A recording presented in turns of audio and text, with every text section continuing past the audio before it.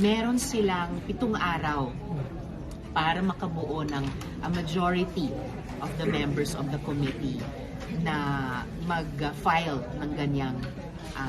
objection. Kung makabuo sila ng majority of the members of the committee na mag-register ng objection, then ma-overturn or mamamodify yung ruling ng chair citing Quiboloy in contempt. Kaya nananawagan ako sa lahat ng mga kasama ko dito sa Senado na miyembro ng komite na lalo na sa narinig natin, 3 pagdinig na mula sa mga victim survivors ni Quiboloy at lalong-lalo na nitong huling hearing, ngayon lamang sa ating mga overseas Filipino workers na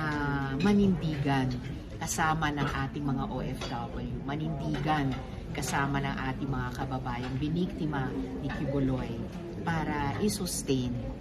yung pag-cite sa kanila in contempt para ma-follow up ko sa Senate President na paapirin na siya dito sa Senado. But that will